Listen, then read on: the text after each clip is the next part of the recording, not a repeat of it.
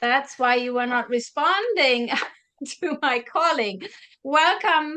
We are live on Facebook now, and today we want to celebrate Leonard D Orr'sbirthday birthday. And it's a little bit over 5 years after his passing, and we have dedicated that day to be our Physical Immortality Day, to just contemplate these ideas, to see what's real about it. And I will give a little introduction about it later. Joanne Eiserman will speak, and Kira Longman, and anybody else who desires to share anything about his or her take on these ideas.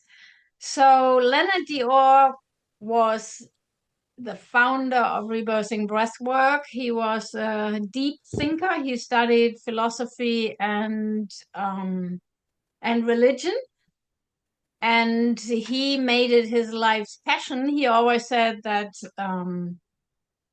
Jesus didn't want him to be a minister in the church, but for the unchurched. And he realized what that mission was after he found rebirthing breathwork. And he was always interested in the idea which inspired him he was inspired by the Bible, that Jesus said, if you believe in me, you shall not see death. Mm-hmm. And he took that literal, and he made that his life's passion and study, and searched for the immortal yogis. So welcome everybody here on this special day. So Leonard was a triple Scorpio, so that indicates something about his character strengths. And so the idea of physical immortality, for Leonard, it was 3 steps. The first one was the philosophy, the idea. The second one was psychology. That means to heal the emotional mind, because if we are miserable, we wouldn't want to live forever. So even if we have the idea that that is a possibility and an option in my life, if I don't feel passion about being here, why would I want that? And many people might say that. Why would I ever want to be here forever? And Leonard would call that the death urge. So this desire to get out and say, I'm quitting now, and that death can be our good friend that takes us out of trouble. And for him, that was one of his main inspirations to heal the death urge, to heal our thoughts and feelings, why we are miserable in this, on this plane, on this beautiful planet. And then the third step for him was the physiology, which means that we need practices to transform that physical body. We need, he would call that, first of all, for him, it was important to work with the elements, earth, air, water, and fire. And anything, basically all the practices we can put in that category, even if the people don't believe in physical immortality, but they're all related to either earth, air, water, or fire. And the fifth one was the mind, healing the emotional mind.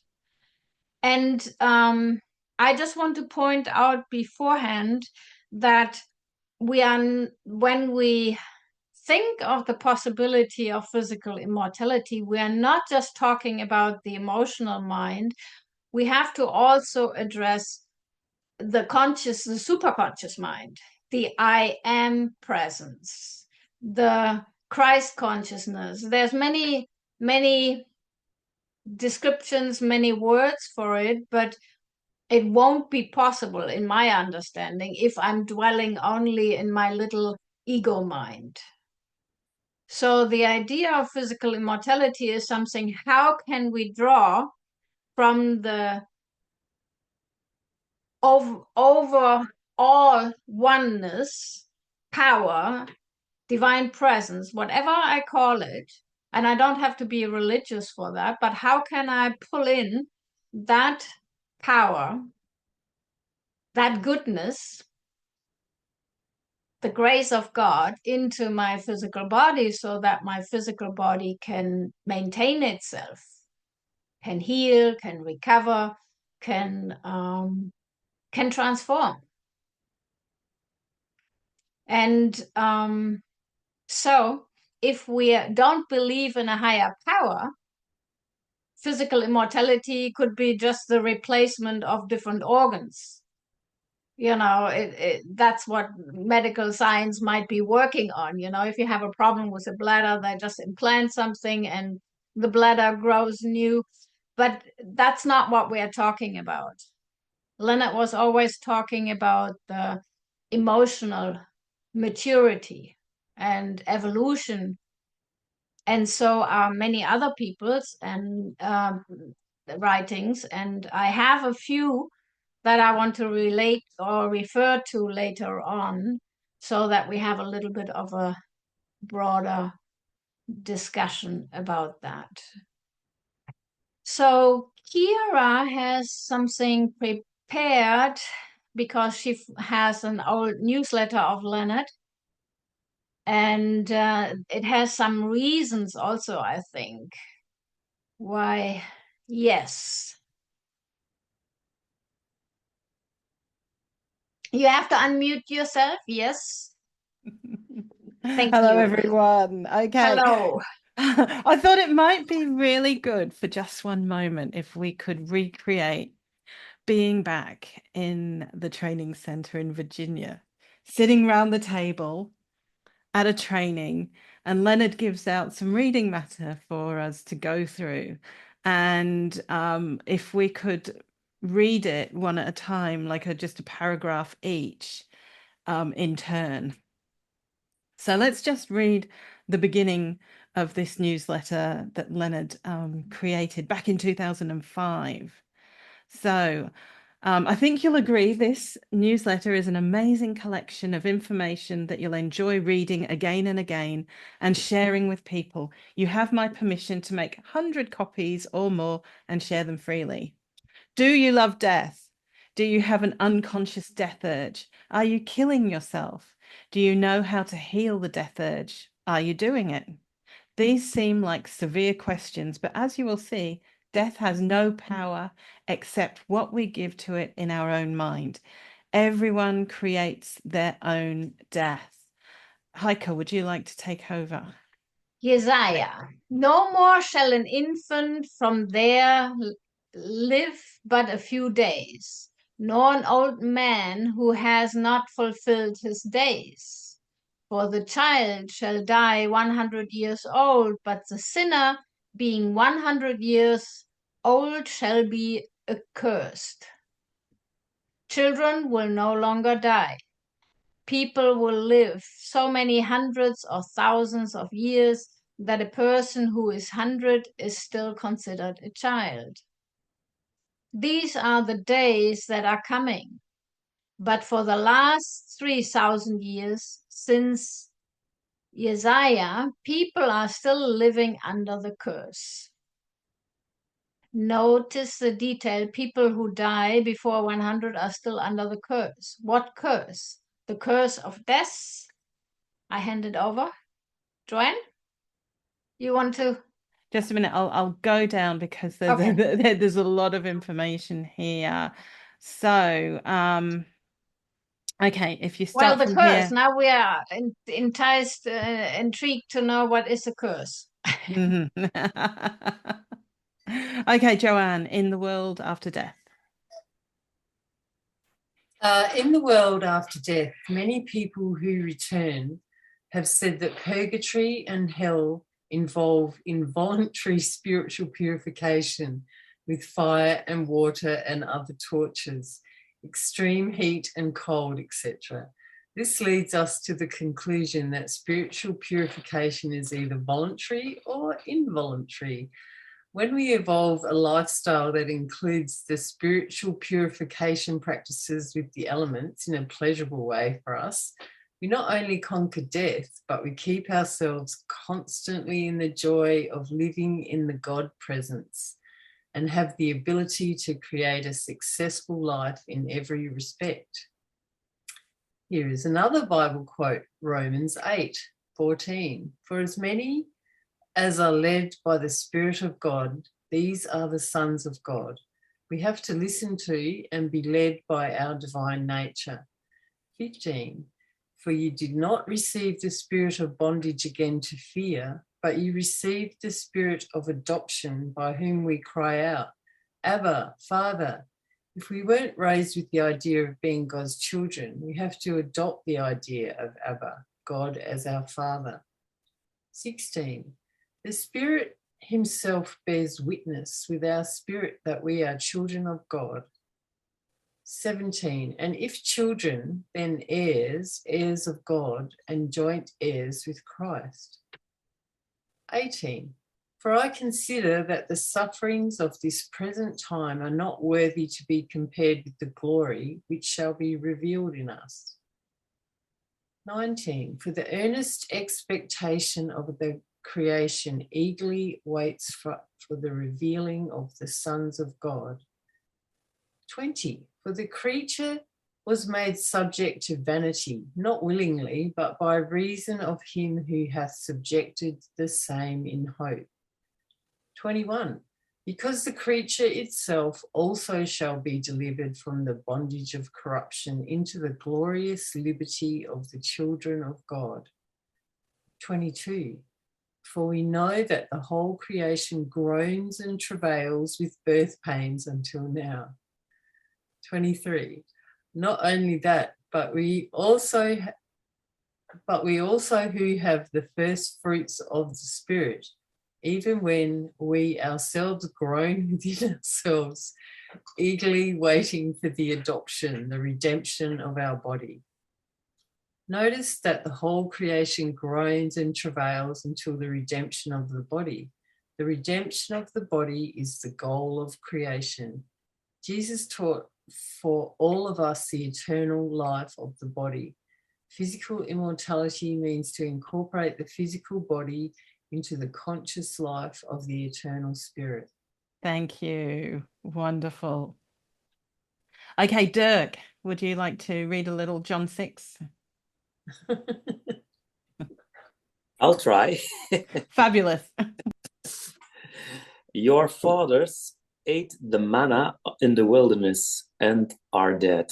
My Father gives you the true bread from heaven. For the bread of God is he who comes down from heaven and gives life to the world. This is the bread which came down from heaven, not as your fathers ate the manna and are dead. He who eats this bread will live forever. Does this offend you? What then if you should see the Son of Man ascend where he was before? It is the Spirit who gives life. The true bread is our divine nature. The Son of God is the principle of conscious individuality. We all thinking centers and co-creators in the one being, the one energy, which is the source of all life and healing. Thought are the mind and the principle of separation, of multiplicity.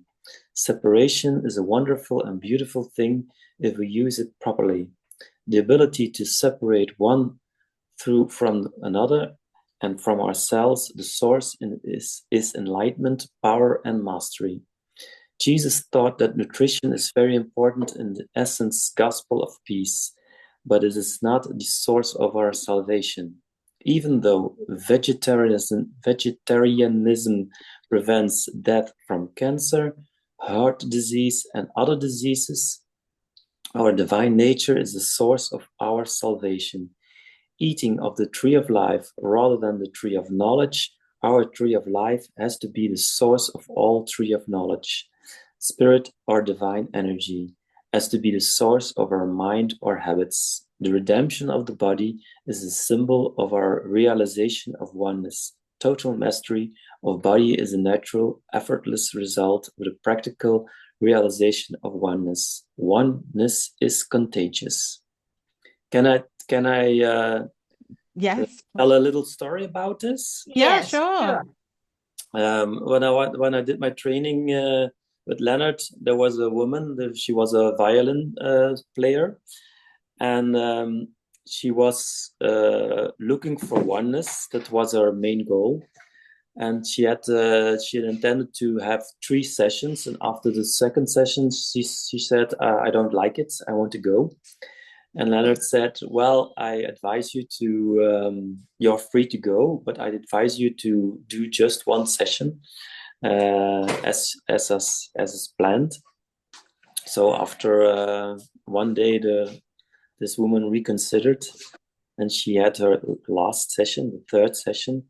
And she said she shared this 3rd session with us, and it was amazing. She told us she felt a oneness for the first time in her life, and everything was at a vibrant golden vibration. She said everything was vibrating with a gold frequency. The furniture, the paper, the other people, everything was pure gold. And while she was telling it, she was very emotional and very crying a lot, because it was the presence of God she was feeling at that moment. So it's I think that was Irene, and Leonard, she later wrote an article about it. Okay. Yeah, I think it was Irena, indeed. Yes. Yeah. Yes, and she wrote an article later about it. Thank you, Kira, for the sharing. So I think this has so much richness in it. So maybe we can talk a little bit more about the different aspects that we just read, so that we go more into detail. Yeah. The bread of heaven. Absolutely. There's a wonderful the Welsh sing a hymn, Bread of Heaven, and it's absolutely divine to listen to, because What they've is got it such called? bread of heaven. Bread of heaven. And it's that the Welsh have just wonderful accent, singing. So yeah. And this is what, this is like become union with the divine, and drinking or eating the bread of heaven. Yes. So for Leonard, it was sort of like a natural result.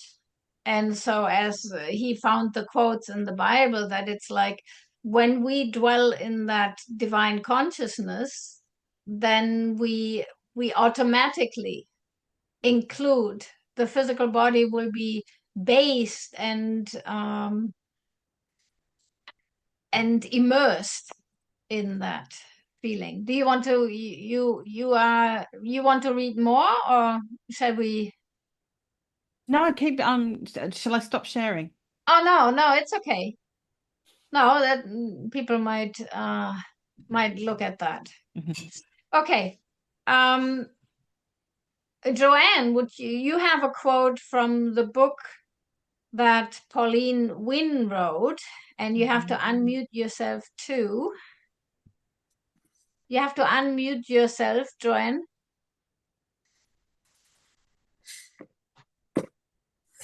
I think I muted everybody when coming in, so.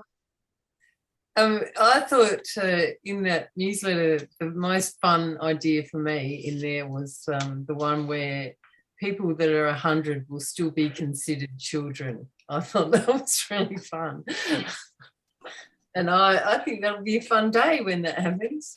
I brought a few quotes. I brought the one from Pauline, and I brought a couple from Robert Kuhn as well. I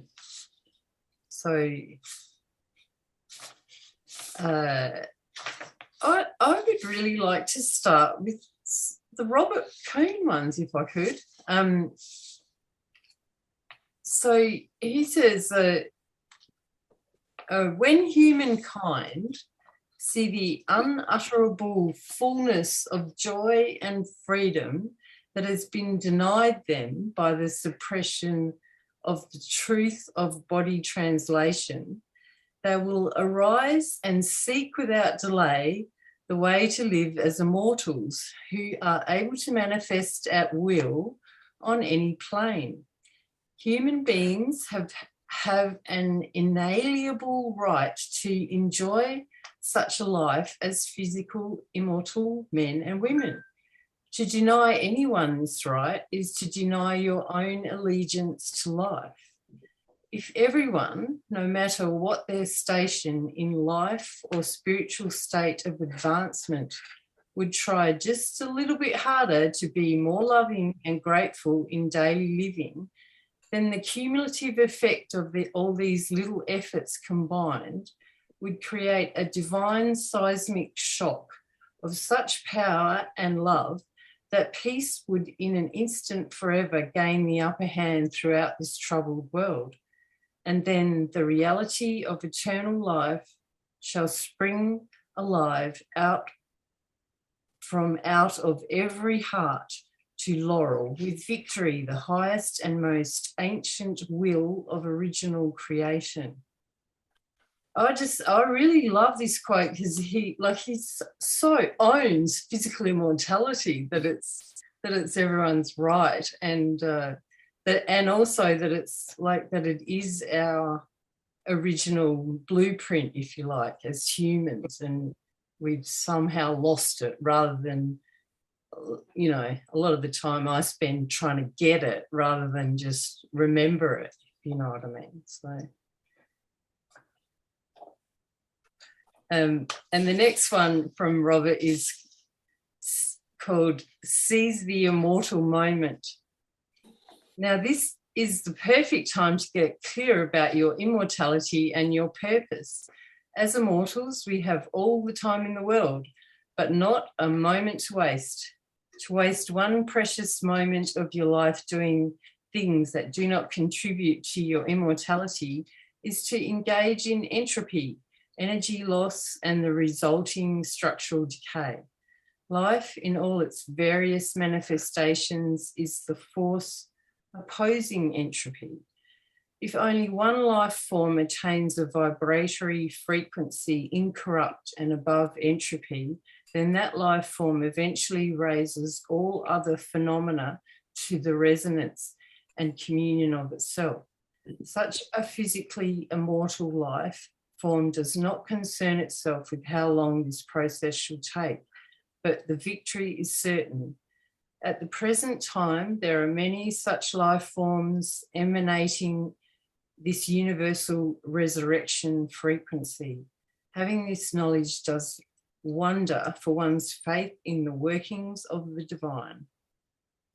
And I really like that quote because it speaks to, like, you know, as humans, we go around thinking that we're teaching each other by words and books and you know, seminars and whatever, when the reality is we teach each other by our energy frequency. Like, and we hang, I mean, that's why it was really fun to hang around Leonard, is because he had such a high frequency. And also why Leonard spent so much time going to India looking for immortals to hang around so that he could pick up that frequency more strongly. So, yes. And the third quote I brought is the one from Pauline, and it says, the unconscious death urge is defined as the unconscious urge to die in order to be reunited with the source. It is a matrix of thoughts and feeling based on denial of our eternal connection to the source and denial that life is eternal. And yeah, as I mentioned before, I really like this quote because it enabled me to make unconscious death urge a bit more friendly. Even that, and it's sort of like all our trauma, really. Like it's got a good intention, like it's trying to protect us from something or whatever. And the unconscious death urge is trying to reunite us with Source, just in a weird way. So, yes, Annalise Garing calls it the dreary back door. The dreary back door, yeah. Instead of the glorious front door of eternal life. Yes. I like to address the word corruption. In many texts that we have about physical immortality, there is the word corruption. Corruption of the soul, corruption of our physical body. And I think it's important to address, what does that corruption actually mean? I mean, ultimately, it's everything that is not love and life force and God, or well-wishing, well-being. And that corruption, the word indicates that we are going against our own divine nature. And I was looking at, are you finished, Joanne, or are you?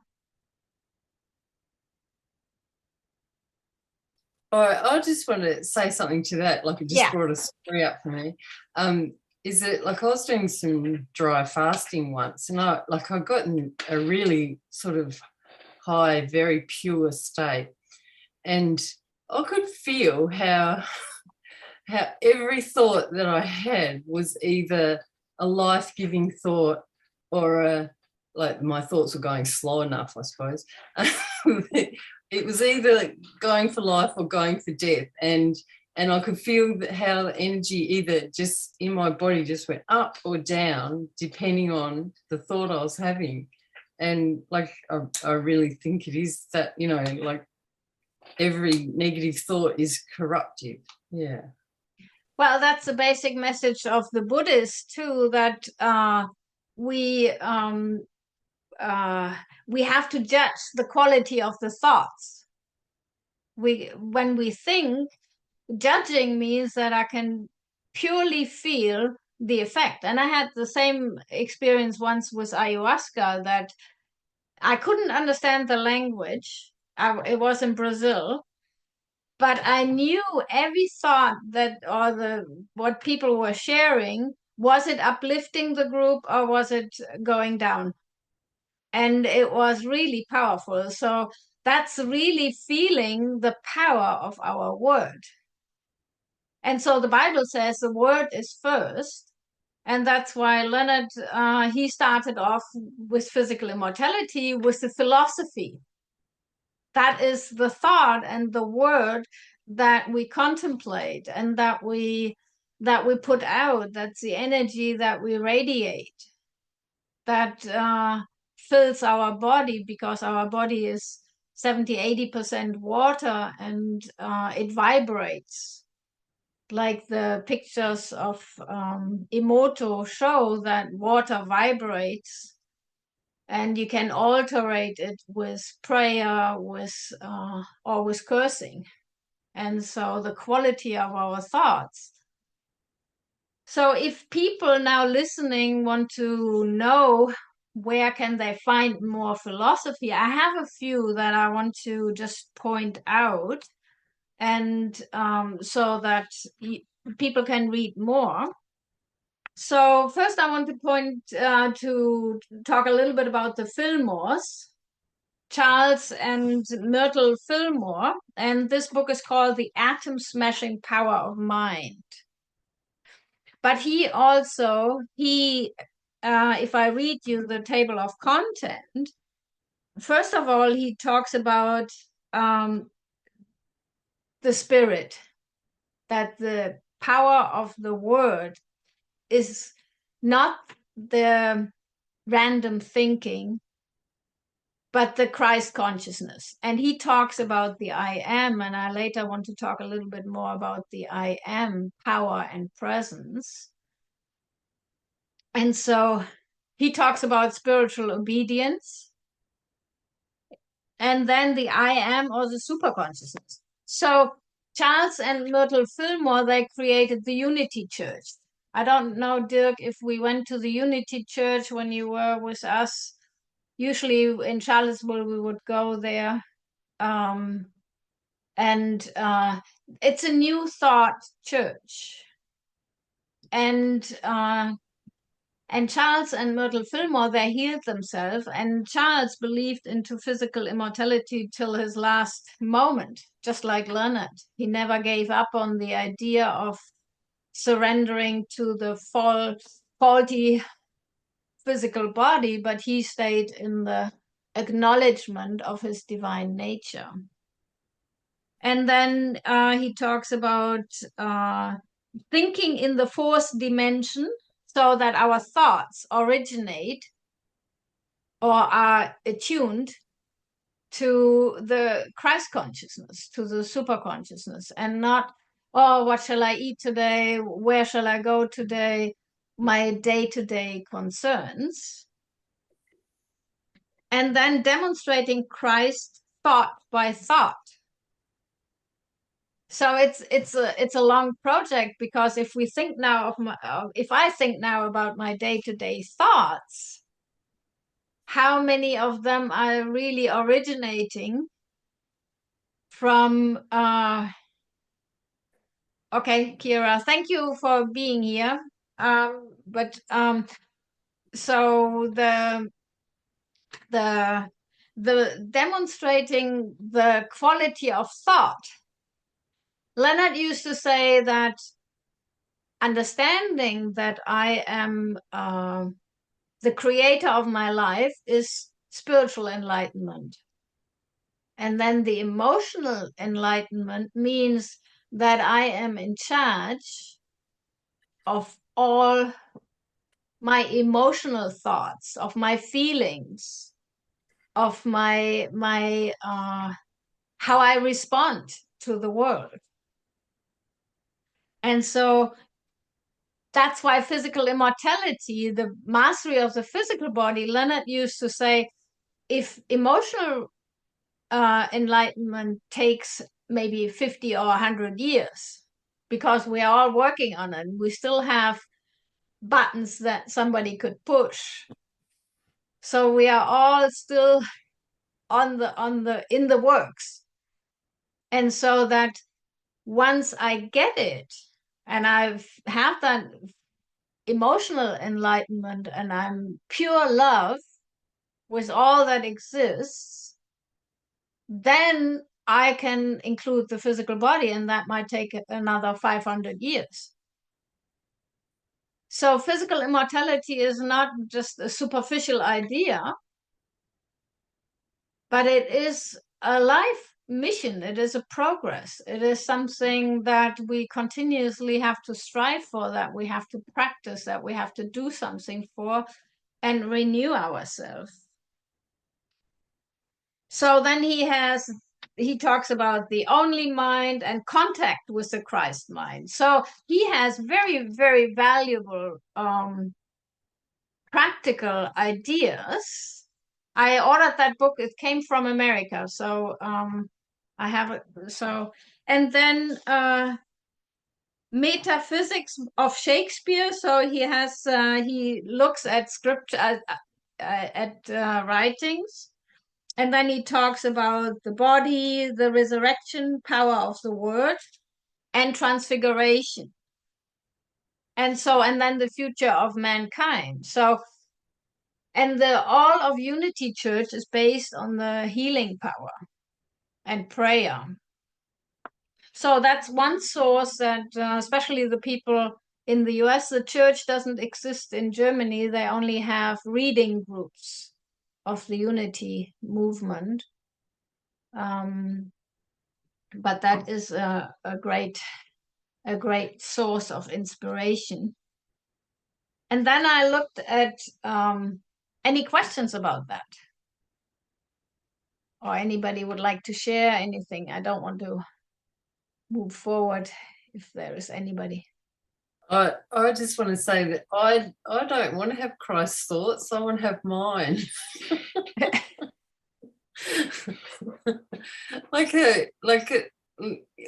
I don't know, like it gets talked about a lot, Christ consciousness and all that sort of stuff. But like I feel like I'm here to be the purest essence of me that I can be. And that's what I add to humanity, and that's what Christ did as well. Well, but the differentiation is that I am conscious of my thoughts, and I'm choosing thoughts that are always, like you said, uplifting. And that is, of course, your contribution. And then you become that I am consciousness. Then there is no separation. Then you are part of that collective oneness without feeling separated. And then your individual you will be in that oneness as one spark of light, or one as you. Yeah, we won't give up our individuality, but we are just aligning to that just beautiful, loving experience of no separation, of oneness. Yeah, and then we are just the pure me.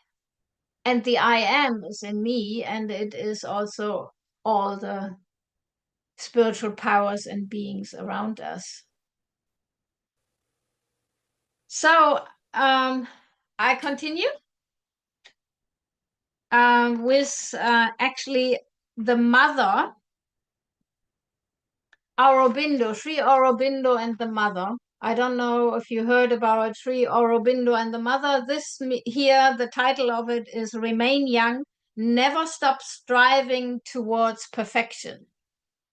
So the mother and Aurobindo, Pondicherry is where their ashram is. And Sri Aurobindo has many followers also here in the West. And he also, and the mother, all their teachings involve physical immortality. So it's not that uncommon. You know, people might think, oh, Leonard's weird, crazy idea. But there is a lot of other beings and saints that contemplate that idea and walk towards that. And so she has some interesting here about why death. Death is the question nature puts continually to life, and her reminder to it that it has not yet found itself. So if you found yourself, there is no death, but death is a reminder you haven't found yourself. If there were no siege of death, the creature would be bound forever in the form of an imperfect living. And Leonard also used to say that death is a good invention for anybody who would like to leave. It is a great possibility to say, I am done for right now. I can't bear it anymore, and I want to go to a different plane. So that if we stop growing, and I will talk later about stopping to grow, pursued by death, he awakes to the idea of perfect life. So what is my life mission? The idea of a perfect life, and seeks out its means and its possibility. That's what Sri Aurobindo said. So because death is running after us, we have to consider, why am I here, or to contemplate. And so death is a reminder that I have a goal here. Otherwise, I could just live my day-to-day life and sit on the couch forever, and nobody would You know, I wouldn't have to ask anything.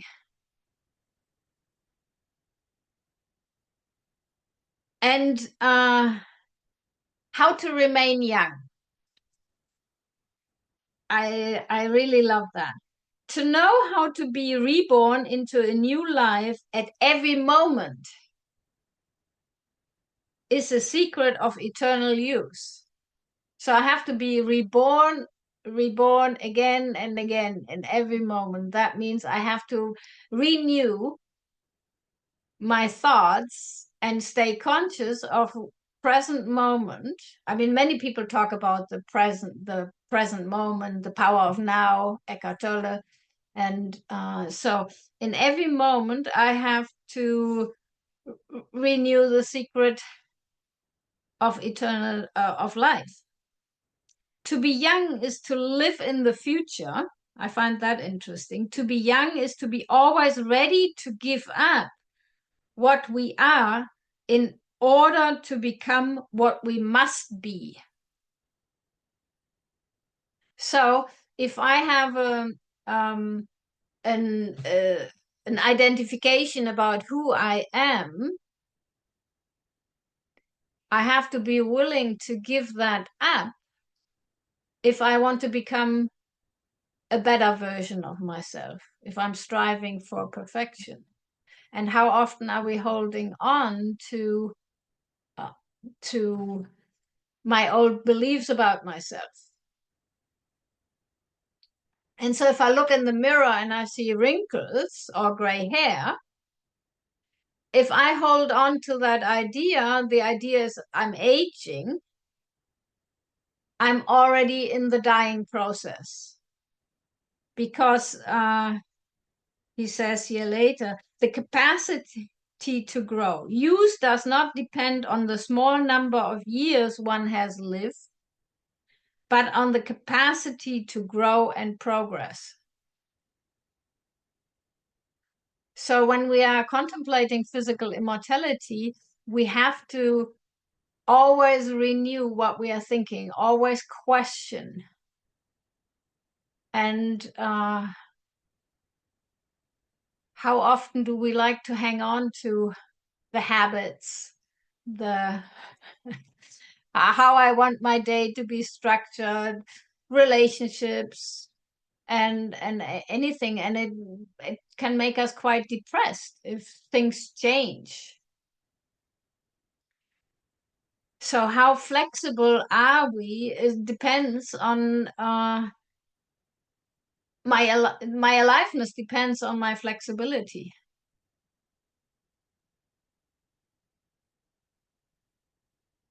To make constantly more perfect the capacities that one already possesses. So it's not about saying, I need to completely change and leave everything behind, but it's making that better what I already possess. And essential are sincerity, humility, perseverance, and the insatiable thirst for progress. So that's from Sri Aurobindo and the mother. Would anybody else like to share something about those thoughts? Leonard called that emotional enlightenment. Healing the emotional mind, progressing, keeping our thoughts young, loving life, all these beautiful qualities.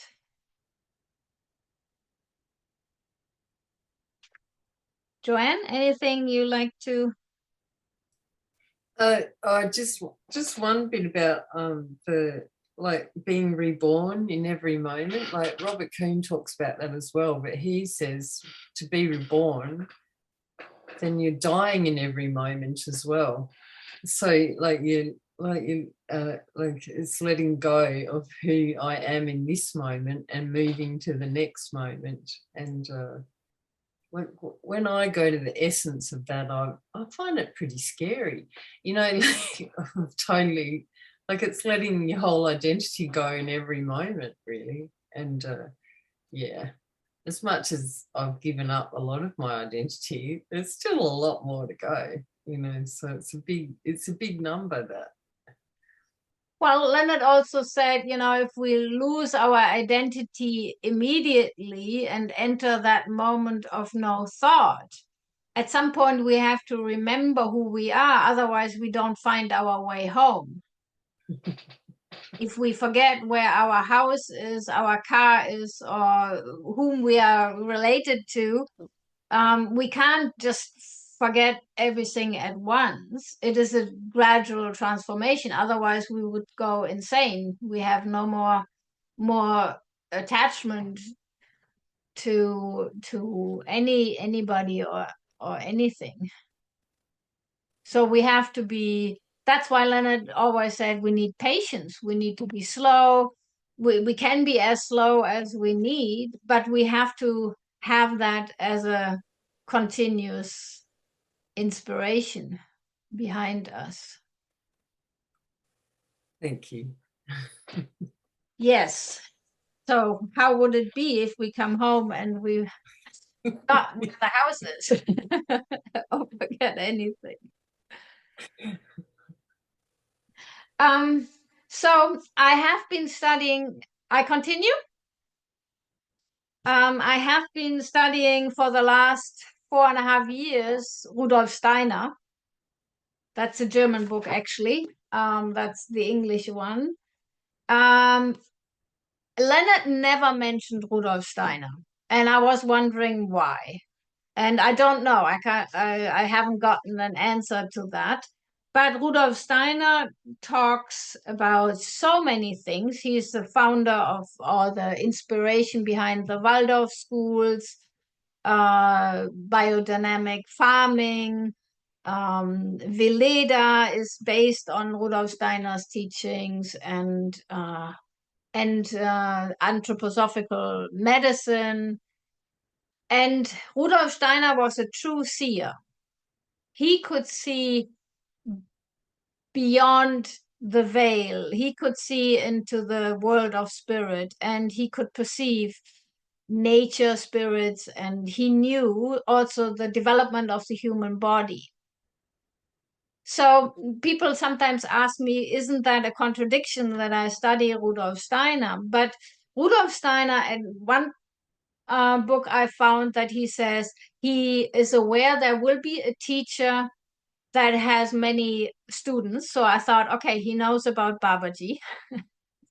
And then he also said in one quote, he says, there is people that maintain their physical body over thousands of years. So I thought, oh, he knows about the immortal yogis. It wasn't his main focus because he wanted to implement spiritual aspects in all aspects of life. That was his mission. He wanted to integrate spirit into medicines, education, food, farming, and everything. But when I read his book, so Leonard passed, and I was like, oops, I was in total shock. Because it wasn't really anything. I mean, I could see it coming 2 years before it happened. I mean, his body was declining, and I could see, and the last year he was not well at all, and I could see it coming, but it was still like I couldn't give it power because Leonard didn't give it power. So he did not consider dying. And it wasn't possible to talk with him about that possibility because he just kept true to himself. And I acknowledged that, and I decided I stayed true to his beliefs. I can see the reality that what's happening with his physical body, but I didn't put power into it. And so I wanted to empower him in what he was believing, because he, okay, Namah Shivaya, because he can easily move in the world of spirit. I didn't have any doubt that he would find his way home and his orientation there. But he was just truthful to his beliefs. And the mantra, he said, was still in him, vibrating. And so when I started, after that, I thought, okay, I need to move forward. Either I go with him and say, okay, here he goes, and I follow like what I've done most of my relationship with him. And then I had to make a choice. I had to make a choice for my life urge. And so I was reading a lot and contemplating, and I think Leonard was there hovering around. And so I found Rudolf Steiner, and I was amazed about the detailed description about the physical body, how a child grows up, how the mental and emotional faculties grow up. That's how he based the education. You know, when is a child ready to learn math or writing? So he said it should be much later than it actually happens at school.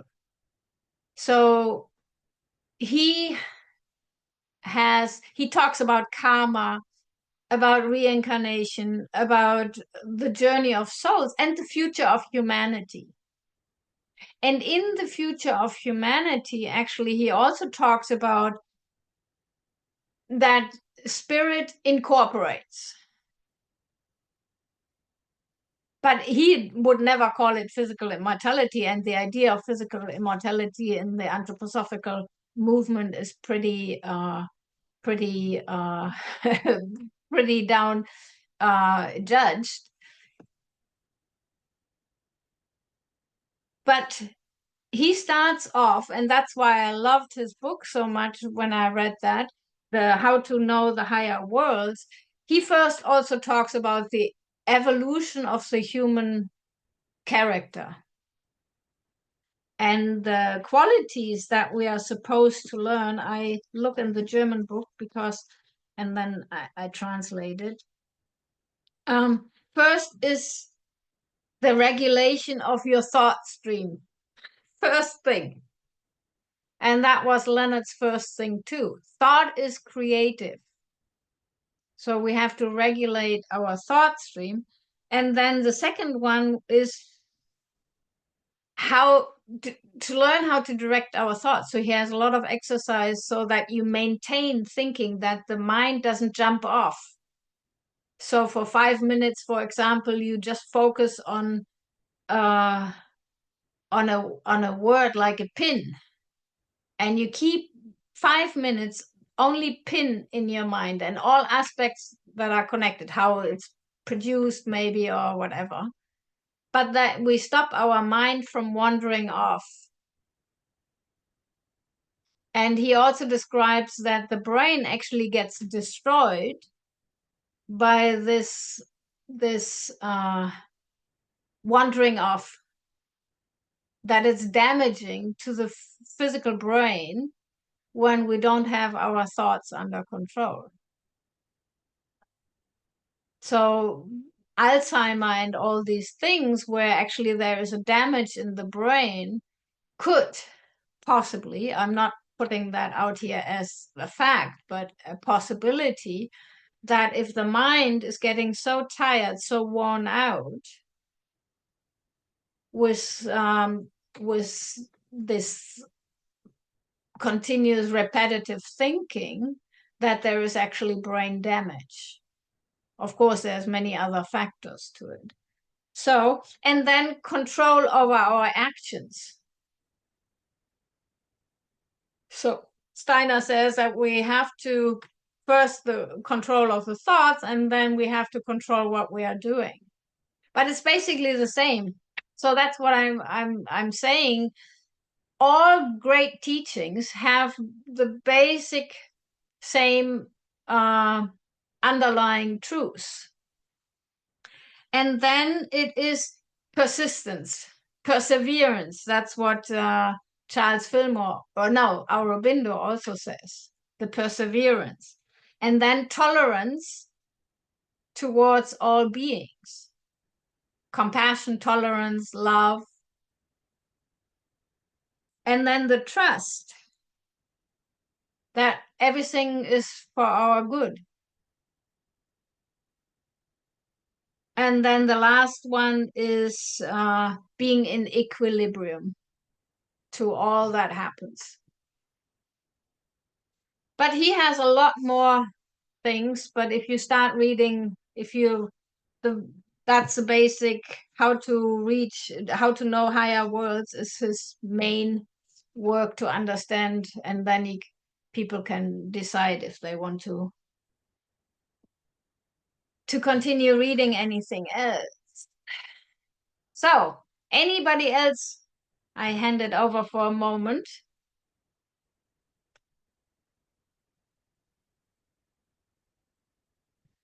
Kira?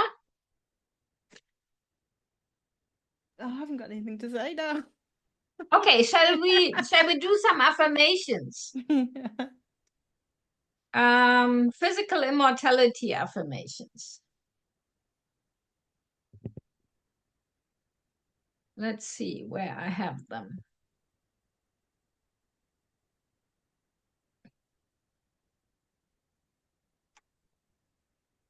Affirmations for physical immortality. I read a few, yes? And we had to stand up in the training center. Dirk, you remember?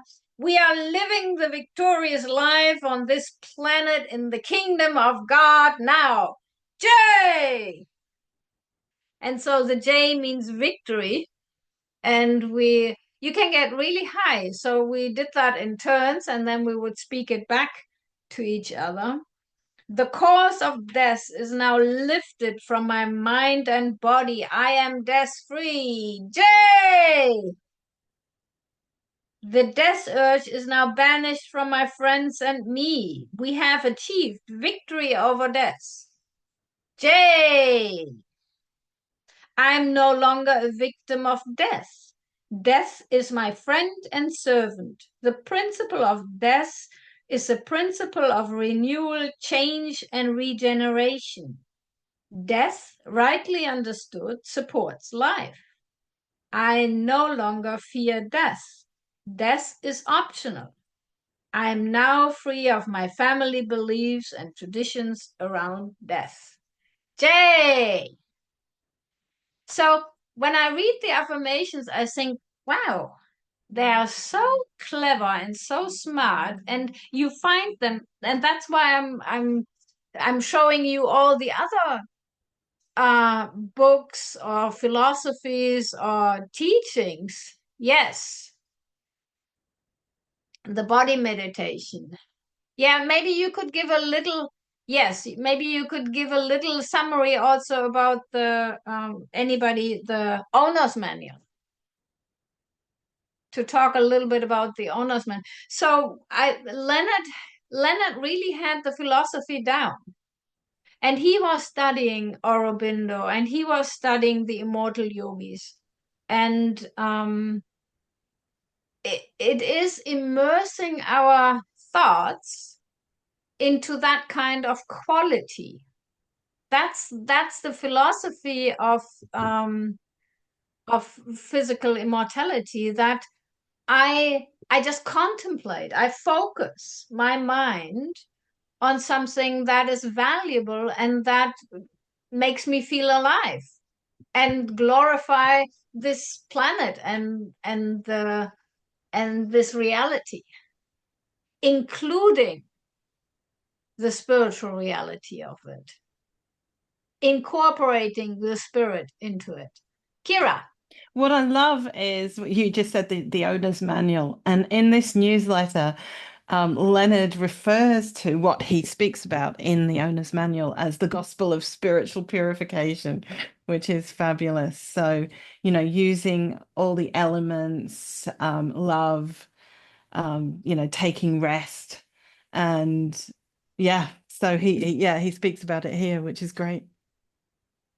You want to read a little bit? Okay, the gospel of spiritual purification is the only gospel that produces reliable scientific results. They give us science of salvation. Consciously bathing is as important as food.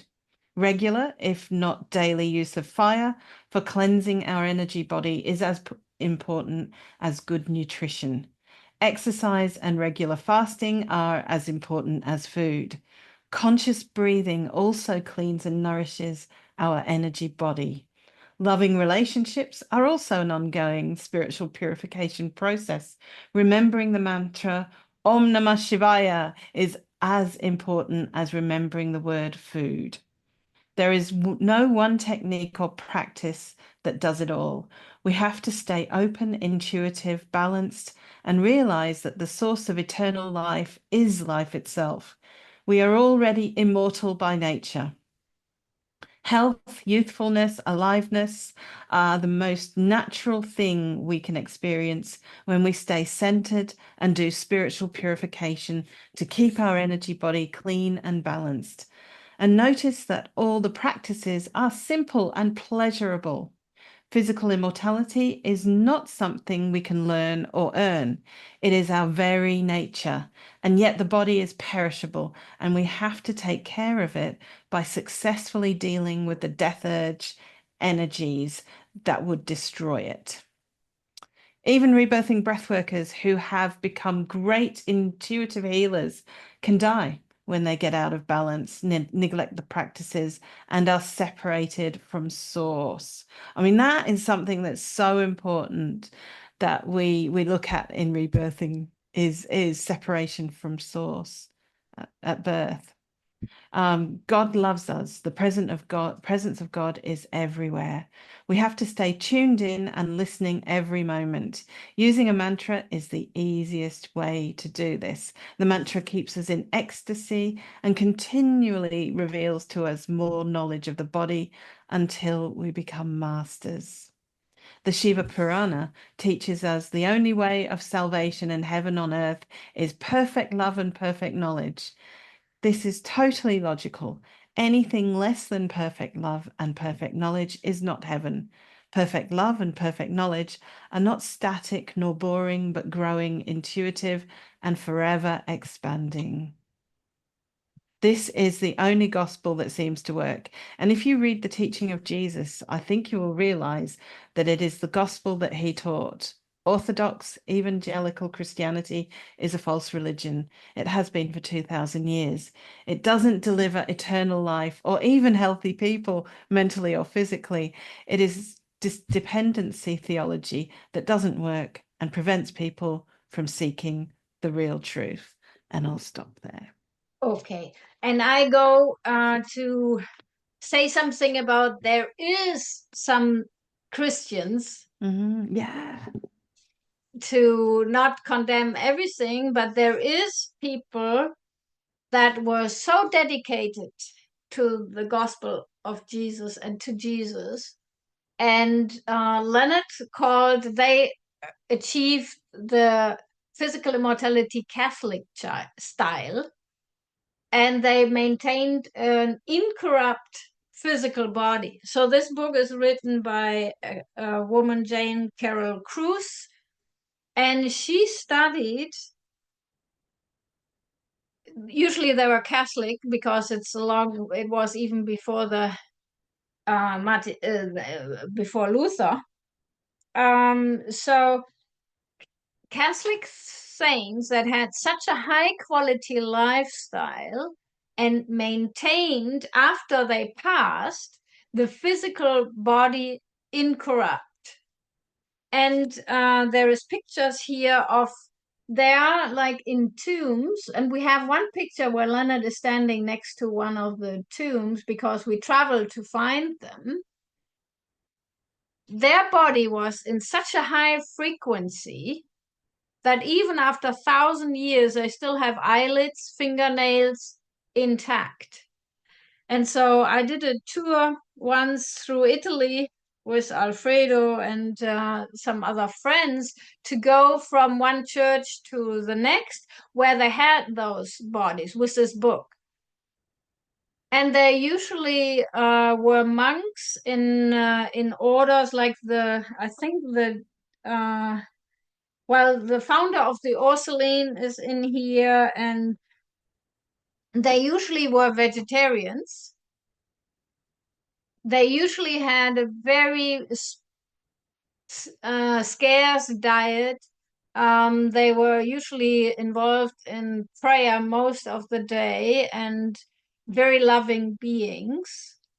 And they incorporated the spirit so much into their body that even when they were buried in clay or in something which usually deteriorates the body very fast, when they removed the bones, they wanted to remove the bones, they found the body intact. So it wasn't known beforehand, but when they relocated them for whatever reason, sometimes after decades, they found and that the body was still intact. And I think there's actually somebody in around Kazakhstan or somewhere where they keep that body. They take care of the body, and they're waiting for him to come back to that body. It's officially dead, but they're protecting it from the church, and because the church has a tendency to chop them up and send them around as relics, like little fingers or something. And so there's many stories in here how the saints are still connected to that body. Like one story, one saint is visiting the body of that other saint, and the saint in lying there lifts up their foot so the other one doesn't have to bend down. Imagine that. So that spirit, the saint is still there, and they radiate very often. One of them, like I think the Ursulines, she smells like perfume. So there's a continuous stream of perfume coming from that body. And Leonard always said that they didn't have permission to keep the body alive, so they're doing it that way. What did you want to say, Joanne? I was just wanting to ask a question. Like, when you went on that pilgrimage, what did you feel when you were near those bodies? Like, Leonard gave us the assignment, and he said, check out what is their daily practices, because that was important for Leonard. What are they doing, or what have they done before to make that body so light, so filled with light. And some of them, like busloads of people, go there because they experience healing in their presence. So you can feel a very high presence with them. Some of them were not, we couldn't visit, but some of them, they're just like in glass tombs, and you can just sit there and meditate and experience the vibration. And when there are people coming on a pilgrimage there, they experience healing. But that's why I know they all were in like the Dominican, I forgot what the other order was, but they were all very strict in their daily routine. Franciscans? Yes, but I think they were, let me see what they're from. Franciscan is also there. So this one here, she's sitting there in a chair. Can you see? My book is falling apart. Ooh, Leonard used to read it in the bathtub. So my book is falling apart. So the body is darkened but incorrupt of Saint Catherine of Bologna, patroness of artists.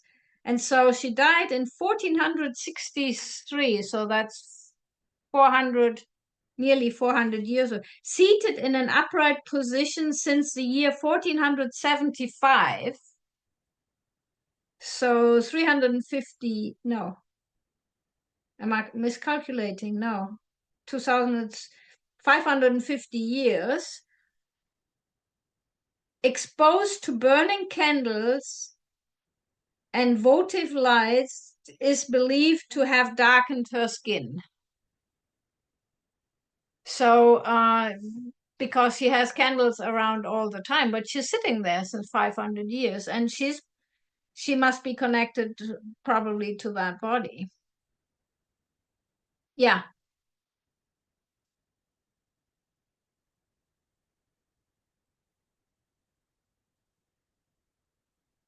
So amazing thing. So if we just contemplate the idea of physical immortality, we come across human potential, human individual expressions of the divine life, and that is just amazing. And so the 8 immortals of the Chinese, Leonard always had us read the book The Tales of the Taoist. And actually, one story in the book, it's also about the immortal with the iron crutch, Li, and he's also mentioned here. So it's not just fantasy stories; they are also backed up. And Arya Nagarjuna, the Buddhist that Yes, flew to Central America. right. I have a lot of things here, so I took everything out. I have writings from Goraknath, Leonard. I might just read the first one. O Sida, wander not to other places. Within thy holy resides within thy body resides the essence, the truth. Seek the one who speaks. Die while still alive. By reversing the process, rise into the heaven of natural ease. Thereby you will not have to suffer at the hands of death, and you will go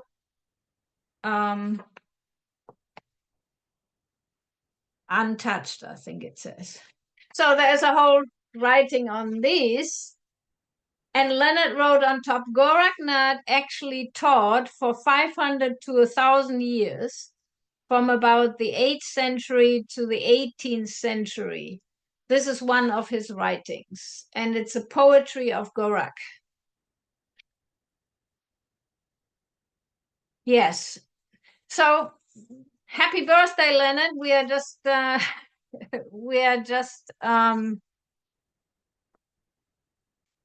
thank you, Linda. If you have to go, if you want to share anything, you can also share.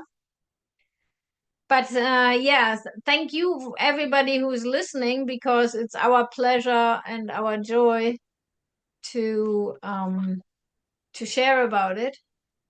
I was just lucky that I was awake and that I happened to see the email. I'm living in New York. It's 5:19 in the morning here. So very grateful though that I was able to tune in, and I would love to stay, but I have to go. Well, we do have another meeting with Sarah Dawn and Peace Virginia Arnold tonight at 6. That's 12 o'clock your time. Okay, we'll see. We'll see. Thank you very much. If you have time, you can join us then. Thank you for being here. Thank you. Thank you. So we used to read in the trainings always about immortal yogis. And so this is about Swami Ramalingam, who turns into light and actually supposed to be reincarnated right now. And Kira was mentioning Nagarjuna. It's probably too much. Dr. Pillai, is that who he's Exactly. reincarnated? That's it, Dr. Pillai. Pillai. Yeah. Yeah. So that's Ramalingam, supposed to be, and you can find he has a big organization now as Dr. Pillai. Yeah. And then here, there is the picture that was going around actually on Facebook. I took that off of Facebook, and it says underneath, more knowledge that this world needs to get its mainstream head around.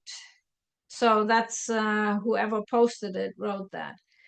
Yatala Sadhu is a legendary and mysterious advanced spiritual master, a Siddha yogi from India. He was born in the year 1550. That is 470 years old. And he went to the next world on June 5th, 99. 443 years old. 1993. Oh, I could have met him. Sometimes I see and I think, oh, I wasn't aware at that time, but he was still there in my lifetime. He was connected to Sai Baba of Sridi, the real original Sai Baba of Sridi in 1838 till 1918. Medical tests conducted by the All India Institute of Medical Science, so scientifically proven, confirmed that he was over 400 years old.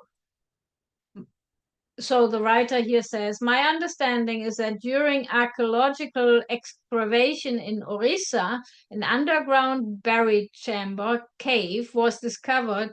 In the underground chamber, the preserved body of an old yogi sadhu was discovered in deep meditation. So they dug him out by accident, I guess.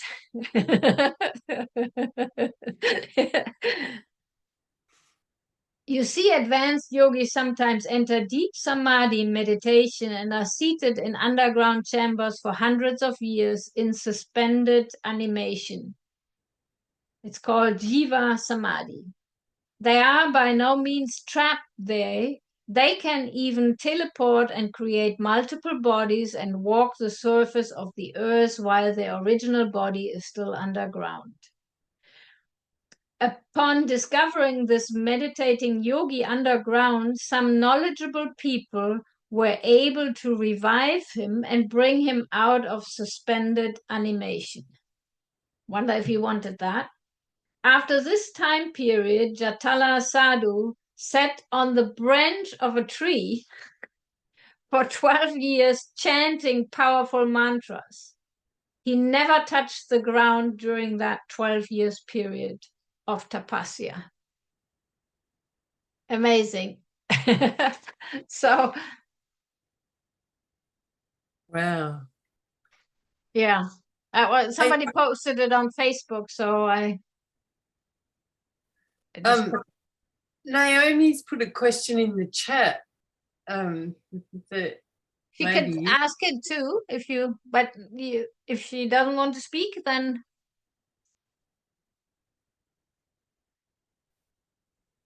okay, you can read the question. What do you feel created Leonard to leave his body? I ask because Leonard said everybody who dies, dies for me, so I can see how death works. Well, that is a very good and interesting question. I don't have the total answer to that. Of course, we do have our old karma. We do have our own story. We come into life, I answered it a little bit more in general, probably. So we come into this body, and that body through our family line has challenges. Leonard's body had a lot of challenges. His body, that body that he chose, and Babaji told him in the 70s, end of 70s or early 80s, that if he didn't stop eating meat, he would have a problem that he can't breathe away. He did stop eating meat, but he also sometimes contemplated, that whatever we put into the body, what are the long-term effects? So Leonard, yes, he used to say that everybody who dies teaches us about death. So what can we learn from it? So when we have a body that gets challenged with diseases, we have to find solutions. And maybe Leonard was also, he was trusting his philosophy in a very powerful way. And I think that's my personal thought. He needed also to have some more changes, like in his habits. But who am I to judge that? So I don't really want to go that way. So it was his life missions. Maybe he thought and that he said that there's an interview that his last wife shared, in which he basically says he fulfilled his mission, but his body was already very sick. You can see that in the interview, and that it's now other people's turns. He didn't take really much rest. He was continuously working, and he was always 10 years before, he was already talking about he needed a sabbatical year. But he never managed it because he wanted to maintain the training center. And so he kept working. So what could he have done differently? I do have some ideas, but they are my ideas, It might have had a change of habits, a change of location, maybe just going to India. Well, in retrospect, it is we can contemplate about it, but yeah, I think he's deeply contemplating about this now too. Yes, Kira. But there are some people that incarnate to bring ideas to the, and he really brought the idea of physical immortality to the West, and it shook up a lot of people. And I can honestly say that his teachings impacted me incredibly, especially when an immortal yogi materialized and dematerialized in front of me. Before that, I wouldn't have thought it was possible. So I see him as someone that brought these ideas to us. And like you said, his mission was over. Yeah. Yeah. Yeah, well, I participated in a seminar in the early 90s in Germany. It was a talk on physical immortality, mostly my German fellow rebirthers. And Leonard was talking like his loving self, physical immortality, the immortal yogi masters, Babaji. And the response was so angry, so hateful, that he was always talking about physical immortality. And Leonard sat on stage with all his love and receiving all that death urge. I felt so ashamed for my German people, I can tell you. And I drove Leonard home, and he was sitting in the back of the car, crumpled up, holding his solar plexus, because he was totally demolished energetically. But he was still loving. He didn't resent them in any way. He just held out the idea. So he was bringing that torch of physical immortality. And, so many reactions that he had to face for that, including people who would say, oh, I thought you were already dead. One time we were in Brazil and people said, oh, I thought you both were dead. You died of AIDS or something. And it was like, so there was, after his passing, there were not that many reactions on Facebook that I thought would possibly come negative, like, haha, see, like the I would say demonic or satanic reaction or something like wishing somebody not well. There was not that much that I could see, but sometimes it's an underlying energy in the put downs and the comments. But Leonard was also just a human being like everybody, and he had his own story. So, but he was holding the torch no matter what was going on around him, and no matter what the death urge was around him. So I personally, I'm totally grateful. Joanne, you can go next. I'm totally grateful for everything that he inspired us with, and he made my life tons and tons and tons more bright and more beautiful than I probably would have ever encountered. Okay, Kira. I just wanted to say that I don't like when we look at death, we look at it like when we go to oneness, like if anyone dies, it's sort of all our faults, like that. The death isn't something that happens in isolation. It's a combination of energies of all the people around or not around. And I just, I think that like I remember after Leonard died, in a rebirth one day, like I sort of came up with my part. I can't remember what it was now, but I went, oh, this is my part in Leonard's death, and here I am in Australia having very little effect on Leonard, I would have thought, but I still did. I had a part in it, and I just think we take it in isolation, this death thing, and it doesn't belong in isolation. Right. Thank you. Yes. And we are immersed in the death urge of other people. Now I have a lot of family members, including my 91-year-old mom. And everybody had some challenges last month. And my fireplace had a smoking problem. And I didn't have fire very much. I mean, the sleeping was candles, yes, but I didn't dare. And the smoke was actually coming out next to the pipe. And so I thought, I don't want to die. So I had to sleep with an open window, but it's fixed now. But that energy was filling my energetic body.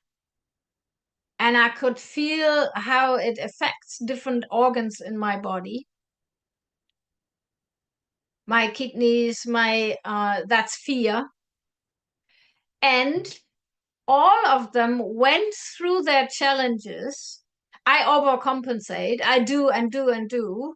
So, which is not necessarily a good thing always. But all of them conquered the challenges that they had and are good now again. But I can feel how I participated in their possible dying process, including the cat. The cat became diabetic and with high dose now. And now today I haven't given any insulin because yesterday we tested and she was down. And she's been down for the last 3 days. So I feel how I participate in the life or in the death urge of other people energetically. And when, like, you are the founder or the inspiration behind that idea, everybody was looking to Leonard. And Leonard always used to say an organization dies when the founders die, including multi-million-dollar companies, because that death urge gets transmitted down in the organization. And so that's why I'm so grateful for Peace, Virginia Arnold, for Sarah Dawn, for Joanne, and Irene Jovi Bauman, Armando Sanchez, who you all will see today. They are doing the Spanish meeting, will be at 8, and then at 6 the other meeting in English, and at 1 in German. And that our organization didn't die. On the contrary, that we grew, that we didn't crumble under the death urge that Leonard's passing triggered. Yeah, I would totally agree with that. I reckon that like you can feel the life urge of it growing, like of the organization. Like, yeah. And even so, we are small. We're having our 5th of September event to celebrate Leonard's life. We have the Physical Immortality Day, and then we have participated in the World Breathing Day. So we maintain Leonard's principles, and then whatever grows from that. And I think Leonard is happily participating from the other side into it, because in the world of spirit there is no separation, and we are still, that's one thing that I learned with Rudolf Steiner too, how we can step over the threshold and participate in the world of spirit, and vice versa, that we can. So I read to Leonard, and so how we can still participate with each other, even so some of us are in the body and others are not in the body.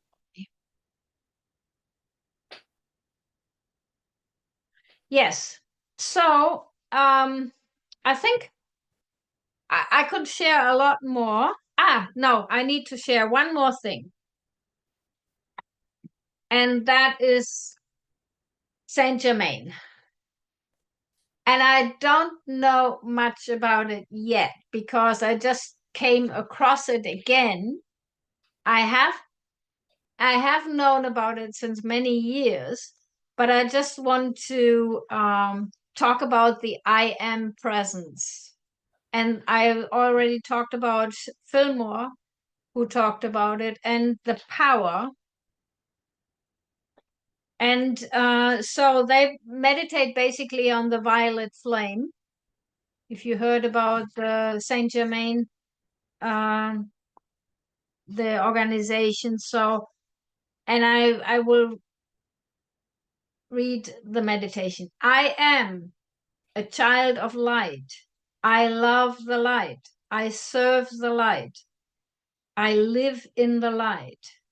I am protected, illumined, supplied, sustained by the light, and I bless the light. So we can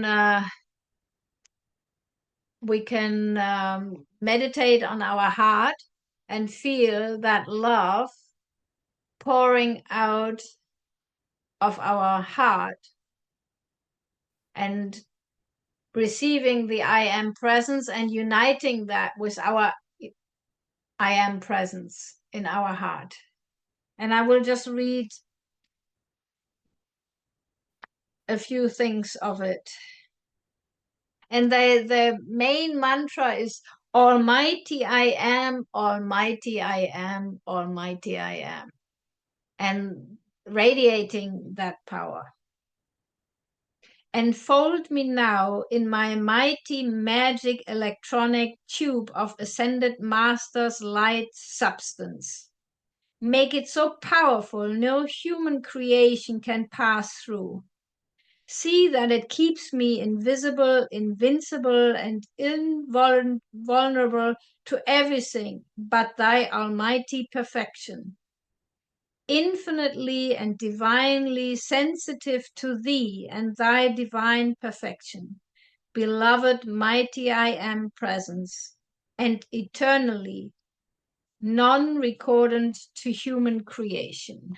So human creation, they consider everything that has come from the lower mind.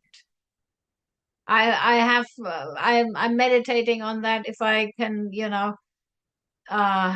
if that agrees with me. But so whenever we come across a philosophy, we should deeply contemplate that. And that's what I loved about Leonard, because he didn't just take it for granted. He thought very deeply about it. And that's what we just have to do. We have to feel it in our heart.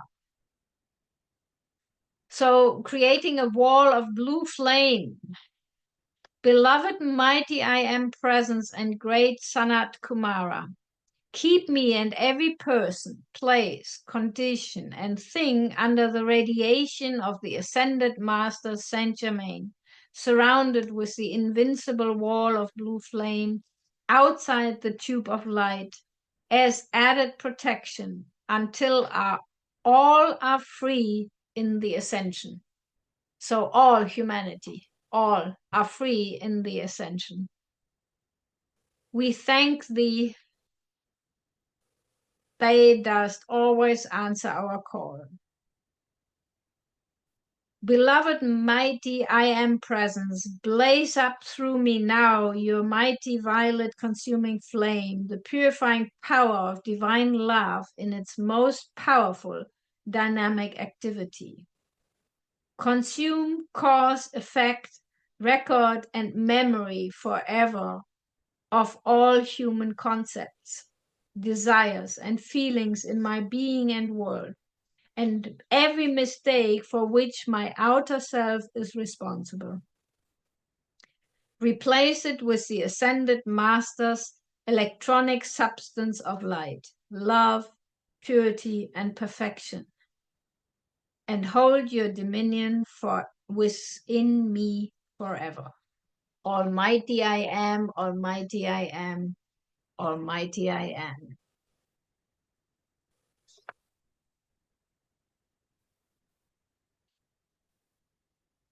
Okay.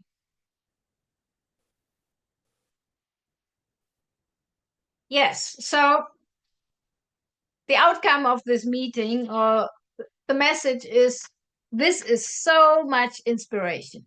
There is so much inspiration out there.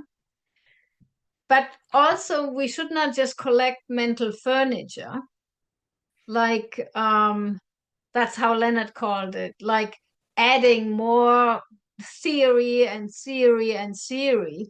We do have to have a daily practice. We do have to have our daily meditation, sitting and really tuning into that power. And I used to do that only in my breathing, but now I've decided I also sit in meditation, and as well do my bath and connecting energetically to the power. So we do need a daily practice, and the results should show. It means I can see the effects. And Leonard suggested we be scientific. We have to see, is it working for me? Is my body staying light, or is it tensing up? If it's tensing up, what do I need to do? Is there anything that I need to add? Because earth, air, water, and fire, there's many, many different practices that we can do. Besides our daily breathing session, which gives us the feeling of oneness at the end, of real deep physical, mental, emotional, and spiritual connection and relaxation. And the fire, when after my body was shutting down with the overwhelming death urge, I did half an hour fire only outside. And I could feel how that tension drops out of my body. And I was so grateful. I thought, oh, wow, I have to do this really I have to keep doing that forever, as long as I want to keep my physical body. So having a daily practice, like sitting in the bath, being just immersed in the womb, in warm water, and the breathing and the fire, and then, of course, having a healthy nutrition. If we eat dead animals, dead beings, their energetic suffering and physical suffering is still in that cellular structure. So it depends how lovingly we want to participate with other beings on this planet.